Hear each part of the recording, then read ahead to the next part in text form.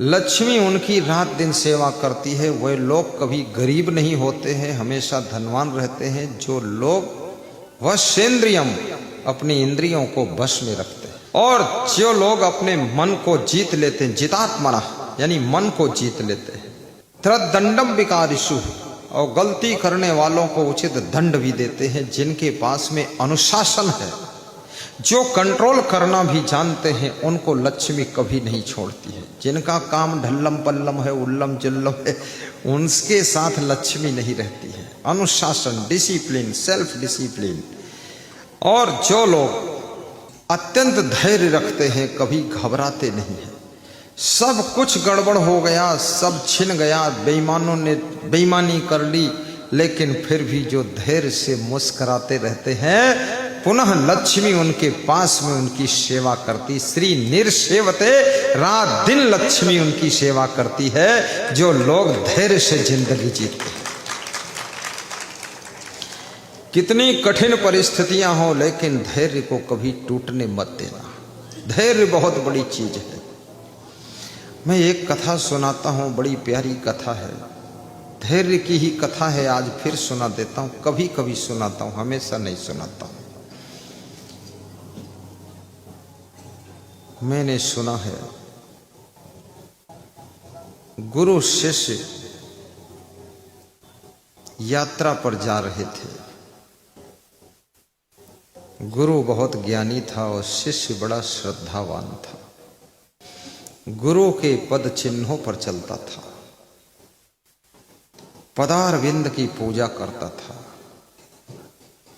और गुरु की बहुत प्रेम से सेवा करता था, श्रद्धा से सेवा करता था। और गुरु भी अपने शिष्य का बड़ा ख्याल रखता था। जहां दो आत्माओं के बीच में शुद्ध प्रेम होता है, दोनों आत्माएं एक दूसरे का बड़ा ख्याल रखती है। और जब तुम प्रेम के सागर बन जाते हो, एक दूसरे का ख्याल करने लग जाते हो, तो ये समझ लेना ये भगवत गुण है, ये भगवान का गुण है, ये राम का गुण है, कृष्ण का गुण है। दूसरों का ख्याल करना ये भगवान का लक्षण है। तो समझ लो तुम भगवत कार्य कर रहे हो। दोनों जा रहे हैं, धीरे धीरे शाम हो जाती है। गुरु शिष्य सोचते हैं रात कहाँ रही। अपरिचित इलाका है, कोई जानता नहीं, कोई पहचानता नहीं। रात रहने की समस्या है कि रात हम कहाँ रहें।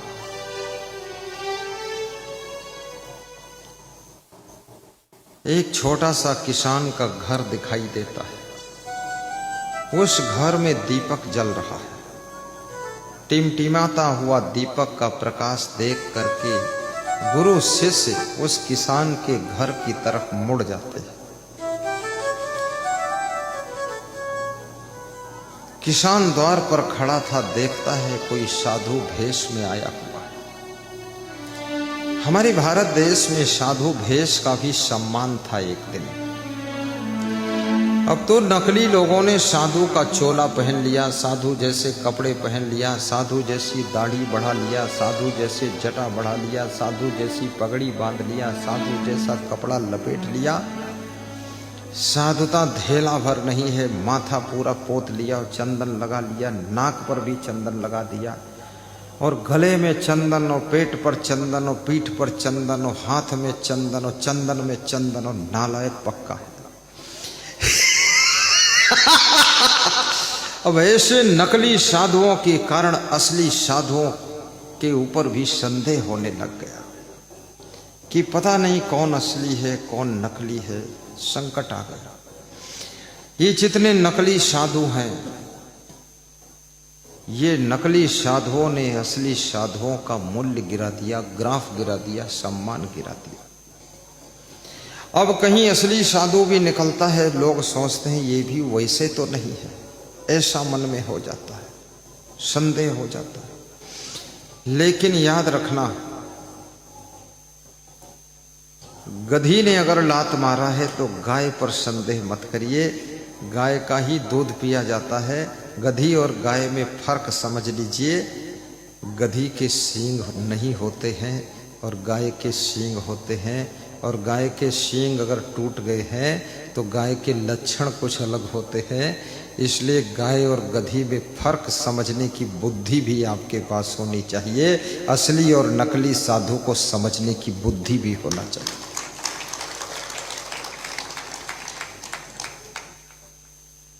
आज भी धरती पर बड़े अच्छे अच्छे महात्मा हैं। पहले भी अच्छे अच्छे संत हुआ करते थे, जिनको कहते थे पहुंचे हुए संत। जो पहुंचे हुए संत जन हैं उनसे पूछो पथ की बातें, रास्ता उनसे पूछो जो पहुंचे हुए हैं। और जो 12 बाट बीच में है वह लक्ष्य दिखाना क्या जाने, वह लक्ष्य दिखाना क्या जाने। जो पहुंचे हुए संत जन। अब साधु लाइन में मैं देख रहा हूं कितने लोग तो नशा में डूबे हुए हैं। भांग भी खाते हैं, गांजा भी पीते हैं, बीड़ी बहुत पीते हैं, सिगरेट पीते हैं। और पथिक जी एक संत हुए, उन्होंने कहा है गांजा भांग अफीम चरस बीड़ी सिगरेट पीने वाले इन व्यसनों को जो ना छोड़ सके मन बस में करना क्या जाना। ये गांजा भांग जो नहीं छोड़ सकता है वो संसार के भयंकर विषय भोगों को कैसे छोड़ सकता है। बहुत विवेक की बात है, इसको आप गौर से समझना। ये पथिक जी का दर्शन हो रहा है। ये बड़े कवि थे और हारमोनियम बजाकर भजन भी गाते थे। और इन्हीं का बनाया हुआ भजन है ये कि गांजा भांग अफीम चरस बीड़ी सिगरेट पीने वाले इन व्यसनों को जो न छोड़ सके मन बस में करना क्या जाने। कबीर जैसा संत कहता है सुंदरी न सोहे सन कादिक के साथ कबहुक दाग लगा वही काली हाड़ी हाथ।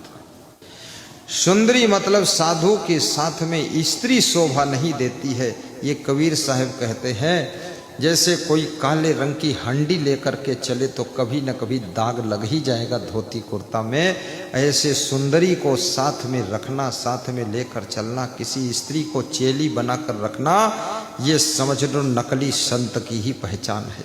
चेली की जरूरत नहीं। और कबीर साहब ये भी कहते हैं कि भगता के भगतिन होई बैठी और साधु के घर सधुनी। बहुत मजेदार बात कहते कबीर साहब। और ब्रह्मा के घर ब्रह्मानी और शिव के घर भवानी और कोई घर पानी। ऐसा कबीर साहब बता रहे हैं कि माया महा ठगिनी हम जानी। ये कबीर साहब कोई साधारण संत नहीं है। बहुत कम आंख खोलते हैं। अभी उनका फोटो आया था, आंखें बंद किए और मेरी ओर इशारा कह रहे थे ज्यादा मेरा नाम मत लीजिए, नहीं तुमको सुधारूंगा। तो मैंने कहा अब तुम क्या सुधारोगे, तुम्हारा मोक्ष हो गया, हम भी मोक्ष करके मिलेंगे तुमको। ये कबीर जैसा संत कहता नारी निरख न देखिए निरख न कीजिए गौर निरखत ही ते विष चढ़े मन आवे कुछ और। ये साधु का लक्षण है। साधु को ऐसे रहना चाहिए। और साधु कोई स्त्री से लड़की से आंख लड़ाता है, इसकी आंख फोड़ दे, क्या करें अब बताओ। नारी निरख न देखिए कबीर का लिखा हुआ। जहां जलाई सुंदरी तो मत जाए कबीर उड़ी भस्म तन लागई सोना होए शरीर। इतना त्याग वैराग का कथन करने वाला कबीर वो साध्वी बनाकर साथ में लेकर चलते झोरा झंडा। कहते हैं तेरी झोली मेरा झोला एक साथ लद जाएंगे। गदहा कहीं का। मैं तो इस चीज के खिलाफ बहुत रहता हूं। मेरा तो लबड़ झबड़ वाला साधु मेरे पास आता ही नहीं। वो जानता है तगड़ा ऑपरेशन करने वाला संग साहेब है, चीड़ फाड़ कर दे। आज मेरा साधु कह रहा था पूरा चीड़ फाड़ कर दिया आपने। हाँ, क्योंकि साधु कैसा भाई, जब हमारे आप में फर्क क्या है बताइए। तुम चाय के लिए घर में गुस्सा करते हो, चाय की प्लेट फेंक देते हो। अगर चाय के चक्कर में हम भी फंसे हैं तो साधुता क्या होंगे। चाहे जिंदगी में मिले ही ना तब भी कोई दुख नहीं है। इसी का नाम तो साधुता है। तुम माया मोह घर गृहस्थी के चक्कर में फंसे हुए हो, हम भी कोई स्त्री रख लें उसके चक्कर में फंसे रहें तो तुम्हारे हम में फर्क क्या है। काहे के साधु और काहे के सधुआ और काहे के गुरु। फिर तो वही काम शुरू जो तुम करते हो वही हो। तो क्या अंतर क्या रहा? महात्मा बनता है फालतू, लंगोटा बांधा, खोल लंगोटा, पहन चड्ढी, निकल बाहर, चोर कहीं का। साधु बनो तो ठीक ठाक बनो, साधु होना चाहिए। कबीर साहब ने लिखने में कसर नहीं रखी, लेकिन कबीर पंथियों ने छिपा लिया है सब, क्योंकि वह गलती करते तो खोल के कहते नहीं, पर मैं खोल दूंगा, पूरा बोरा खोलूंगा।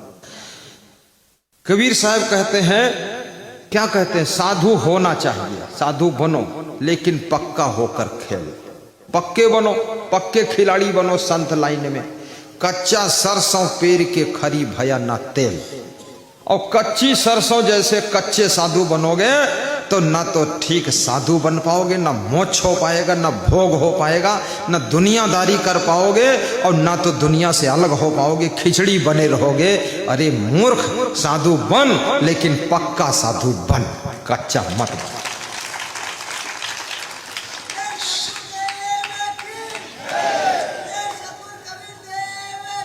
जय जय जय जय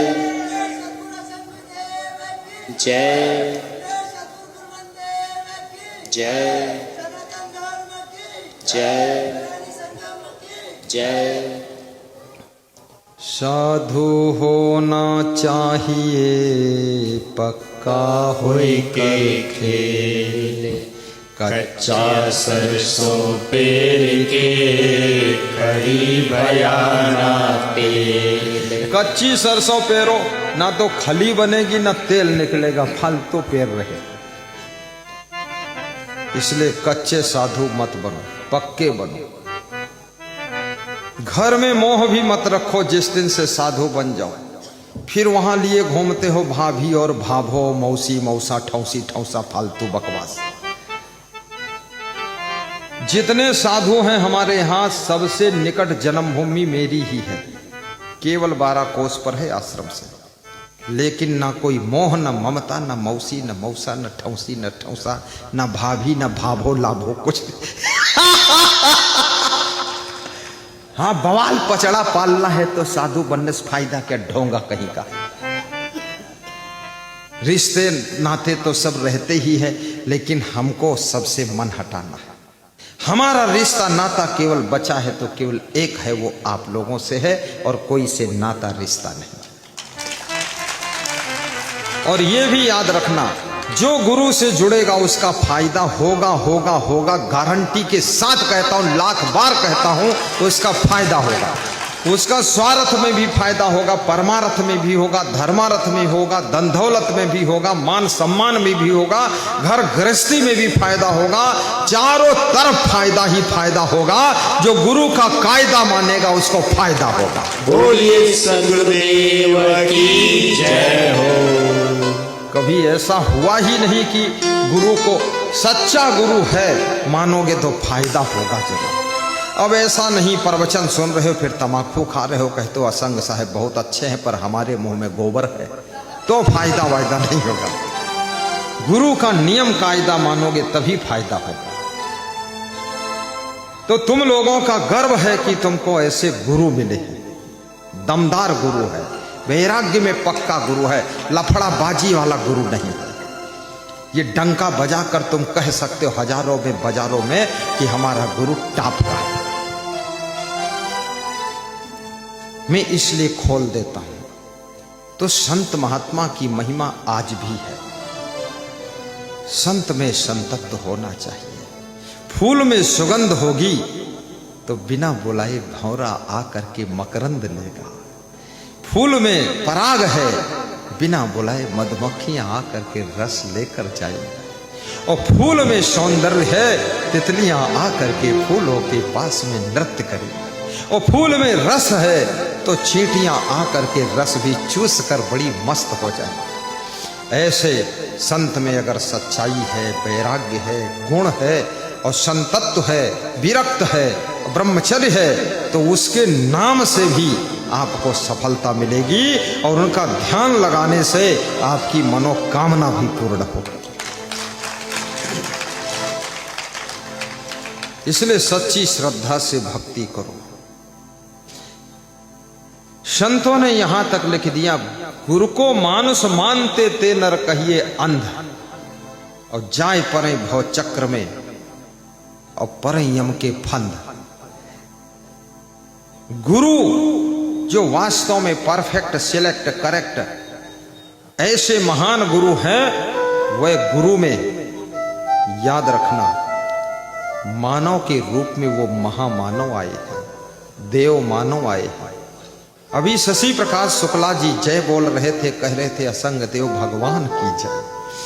भगवान हमेशा मनुष्य का रूप धारण करके आता है। ये रामायण भी कह रही है और गीता भी कह रही है, यदा यदा ही धर्मस्य ग्लानिर्भवति भारत अभ्युत्थानम् अधर्मस्य तदात्मानं सृजाम्यहम् परित्राणाय साधूनां विनाशाय च दुष्कृतां धर्म संस्थापनार्थाय संभवामि युगे युगे। और रामायण में लिखा है, जब जब हो ही धर्म की हानि, बाढ़हि असुर अधम अभिमानी, तब तब प्रभु धरि मनुज शरीरा, हरहि सकल सज्जन भव पीरा। भगवान मनुष्य का रूप धारण करके आते हैं। कभी संत के रूप में भगवान का अवतार होता है, कभी नारी के रूप में नारायणी का अवतार हो जाता है, कभी शिवरी बनकर, कभी मीरा बनकर, कभी ध्रुव बनकर, कभी प्रहलाद बनकर के भगवत सत्ता धरती पर आती है। कभी राम बनकर, कभी कृष्ण बनकर, कभी कबीर बनकर, कभी तुलसी बनकर, और कभी बुद्ध बनकर, कभी स्वामी महावीर बनकर के भगवत सत्ता यहाँ आती। कभी क्षमा देव का रूप धारण करके, तो कभी गुरुमन देव बनकर, कभी विशाल देव बनकर, कभी याद रखना हम तुम में से कोई भक्त का रूप धारण करके भी भगवत सत्ता आती है और भगवत कार्य तुम्हारे हाथों से करवाती है। तुम्हारी पत्नी को भी पता नहीं चलेगा कि मेरे पति के हाथों से भगवत कार्य कराने के लिए मेरे पति का जन्म हुआ, अवतार हुआ है। कई पतियों को पता ही नहीं चलता है उनके पत्नी के हाथों से भगवत कार्य हो रहे। नारी के रूप में नारायणी का अवतार हो चुका है, नर के रूप में नारायण का अवतार हो चुका है, पुरुष के रूप में पुरुषोत्तम आ चुके हैं, और भक्त के रूप में भगवान आकर के भगवत कार्य करा रहे हैं।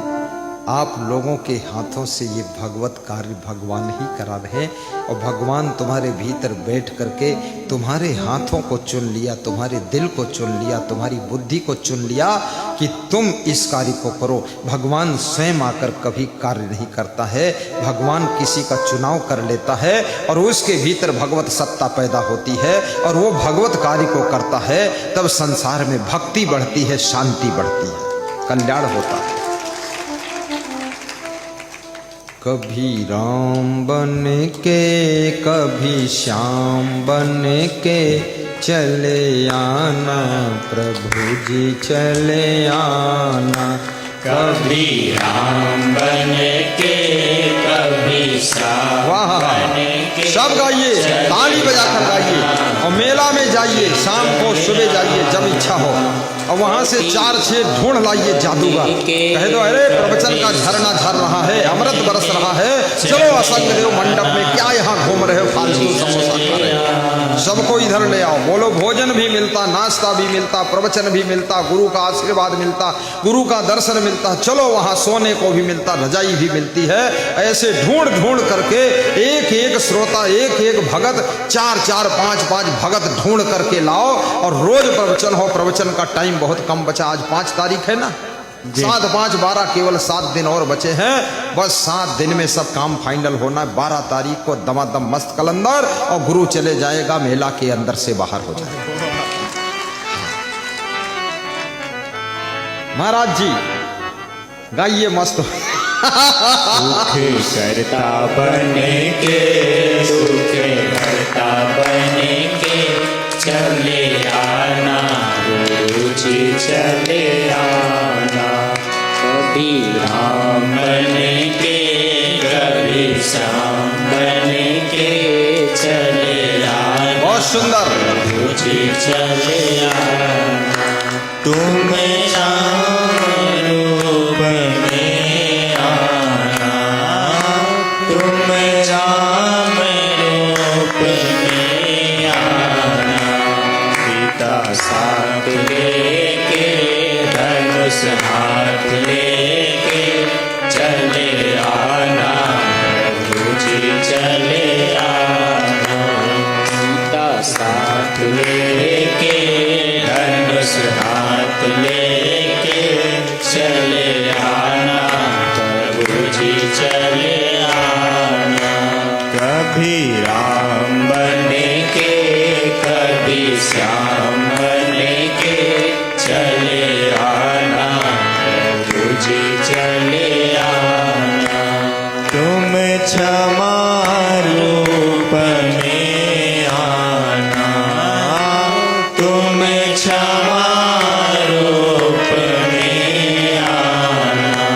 भक्ति साथ लेके सती साथ लेके चले आना गुरु जी चले आना।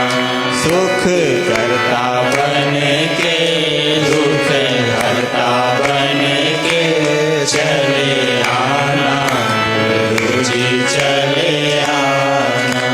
तुम कबीर रूप में आना, तुम कबीर रूप में आना। बुद्धि साथ लेके शुद्धि साथ लेके चले आना गुरु जी चले आना। ज्ञान साथ लेके ध्यान साथ लेके चले आना गुरु जी चले आना। सुख करता बन के दुख हरता बन के चले आना गुरु जी चले आना। चले आना गुरु जी चले आना, चले आना प्रभु जी चले आना। बोलिए सद्गुरु भगवान की जय।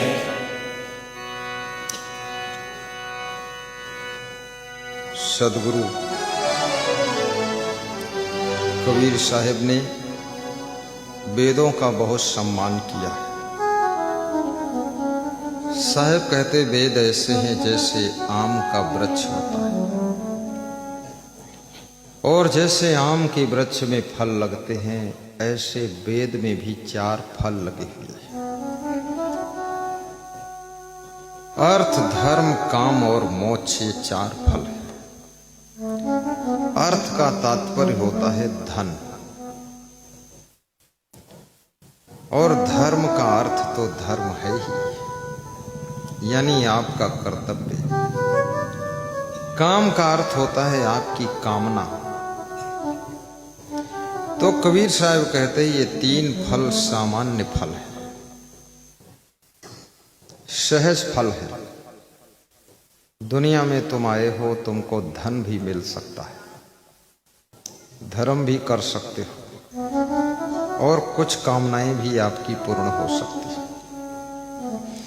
लेकिन एक दूर चाहे सब कोई, जतन जतन काहु बिरले पाई। अनेक प्रकार के जतन प्रयत्न साधना करने के बाद कोई बिरले व्यक्ति मोक्ष रूपी फल को प्राप्त करता है। ये 4था फल मोक्ष है।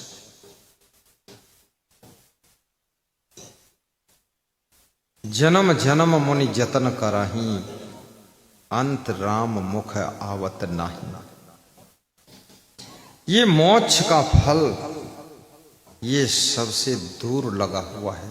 दूर क्यों कहा? क्योंकि मोक्ष बहुत कम लोगों को मिलता है। अधिकतर लोग पुनरपि जननम पुनरपि मरणम की यात्रा करते हैं। बार बार जन्म होता है, बार बार मृत्यु होती है, और यही पूरा अनाद काल से आत्मा दोहरा रही है।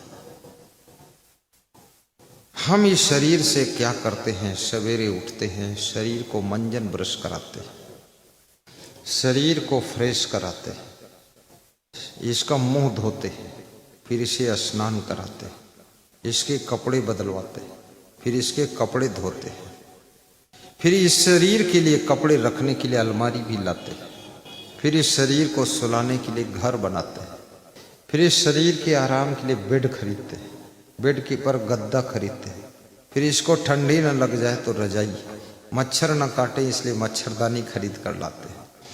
इस शरीर को कहीं जाना है तो इसके लिए हम गाड़ी कार भी खरीदते हैं, और ये शरीर के लिए हम दवाई भी लाते हैं। इस शरीर को जूते चप्पल पैरों में पहनाते हैं। इस शरीर के बालों को ठीक करने के लिए कंघी मारते हैं। इसका मुंह देखने के लिए शीशा देखते हैं कि मुंह कैसा और इस शरीर को नवीन नवीन प्रकार के कपड़े भी पहनाते हैं।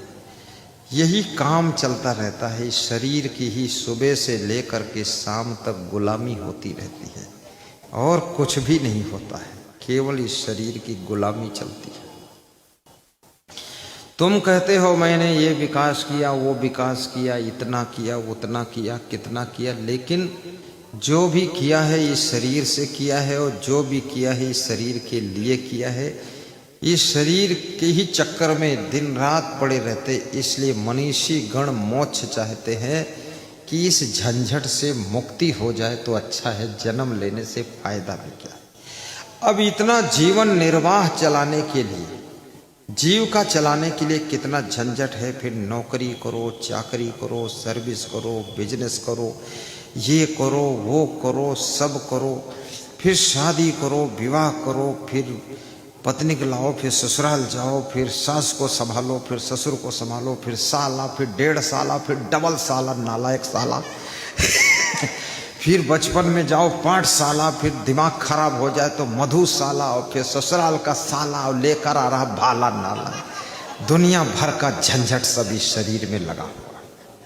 मैं कभी कभी सोचता हूँ ये शरीर पाकर भी कौन सुख मिला है, बताइए।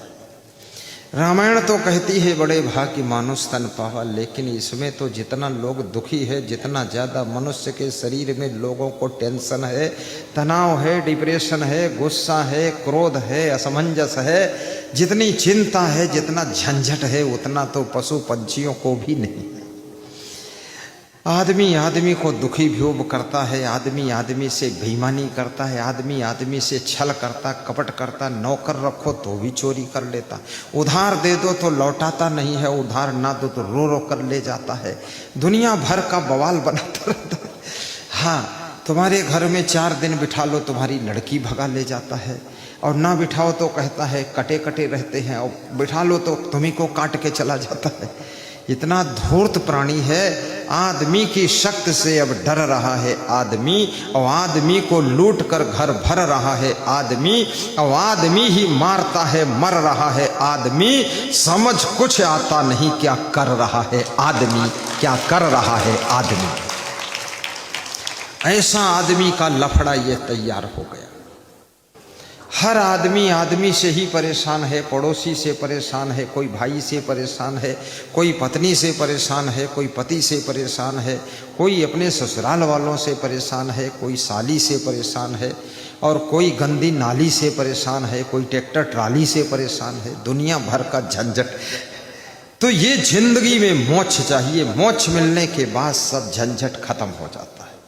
लेकिन मोक्ष ऐसे आसान चीज नहीं है कि आपको मोक्ष मिल जाए।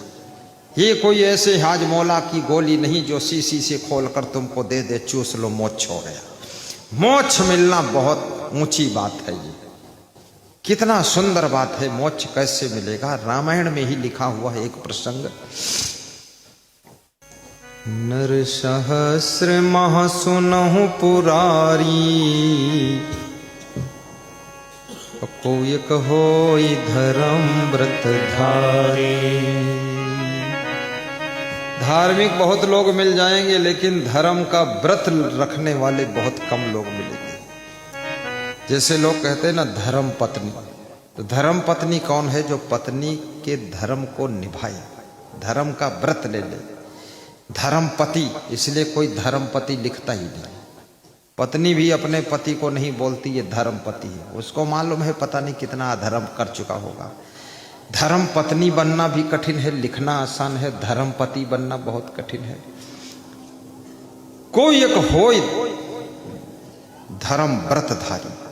धर्म के व्रत को पालन करने वाला, धर्म व्रत को धारण करने वाला कोई हजारों में एक होता है, धर्म व्रत निभाने वाला। भगवान राम ने धर्म व्रत निभाया था। जब सुषेण ने कहा कि मैं रावण का वैद्य हूं, मैं रावण के दुश्मन का इलाज कैसे करूं, अगर मैं इलाज करता हूं तो फिर मेरा धर्म व्रत टूट रहा है, क्योंकि जिसका नमक खाता हूं, जिससे वेतन लेता हूं, उसके दुश्मन का इलाज कर रहा हूं। तो राम तुम कहो तो मैं अधर्म करूं। तो राम ने कहा लक्ष्मण मरे चाहे राम मरे, लेकिन अधर्म करने के लिए मैं नहीं कहूंगा। और ये राम कौन है ये भी समझ लो, ये राजा हरिश्चंद्र के पूर्वजों की संतान है। कालू के घर बिके थे पुरखे हमारे जाकर, और रघुकुल की ये जो संपदा संतान धर्म पर है। हम राजा हरिश्चंद्र के संतान हैं, वे हमारे पूर्वज हैं जो सत्य धर्म के लिए कालू डोम के घर बिक गए थे, पानी भरे थे। तो हम धर्म को छोड़ करके लक्ष्मण का इलाज नहीं कराएंगे। लक्ष्मण मर जाए चाहे हम मर जाए, अवसर अगर मिला तो दिखलाएगा ये राघव,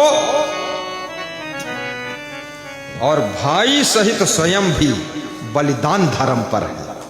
ये भाई भी मर जाएगा, मैं भी मर जाऊंगा, लेकिन अधर्म करने को नहीं कहूंगा। तो सुषेण वैद्य खड़ा होकर के राम के पैर छूता है, कहता भगवान मैं अपने पर्सनल धर्म से इनका इलाज करूंगा, क्योंकि वैद्य का धर्म होता है रोगी का इलाज करना, चाहे दोस्त हो चाहे दुश्मन हो। नमक खाता हूं तो वहां नौकरी करता हूं, काम कर देता हूं, लेकिन मैं वैद्य हूं, रोगी का इलाज करूंगा। लाइए संजीवनी पीस देता हूं, इसके मुंह में डाल देता हूं, तुम्हारे भाई को होश आ जाएगा। हनुमान जी संजीवनी लेने गए, वानर तो थे ही, समझ में नहीं आया कौन दवाई संजीवनी है। तो उनको जब बड़ा असमंजस पड़ा संजीवनी कौन है भाई, तो पूरा मेडिकल स्टोर उठाया, कहा ले चलो वही वैद्य जी समझते रहे। पहाड़ लाकर रख दिया। मैंने एक साधु को भेजा कोई सामान लेने के लिए, तो उसके समझ में नहीं आया क्या लाना है। तो जितने प्रकार का सामान मिलता था दुकान में सब भर के गाड़ी में ले आया, हमरे सामने रख दिया, बोले जो पसंद करो। तो हमने कहा एक लाना था, बोले समझ में नहीं आ रहा था, ये संजीवनी छांट लो आप, निकालो इसमें से। तो ये संजीवनी बूटी सुषेण घिसते हैं और लक्ष्मण को पिला देते, लक्ष्मण को होश आ जाता है। लेकिन राम क्या कहते हैं, हर चीज इस जगत की गा दूं। अरे टाइम हो गया, बंद कर दो, कि गाने के बाद बंद करो। बोलो बीबीसी, खड़े होकर बोलो बीबीसी गाने के बाद। ये भी हमारे हनुमान है बजरंगबली। पतला वाला चावल दिया है 17-18 कुंटल, 30 कुंटल धान दिया, कुटवाया गया, चावल निकला 18 कुंटल। ये बीबीसी 4200 एकड़ जमीन का मालिक है, ये पेट्रोल पंप का मालिक है, ये गिट्टी फैक्ट्री का मालिक है, ये छोटा मोटा इलाहाबाद का राजा है। यहीं के रहने वाले हैं बीबीसी।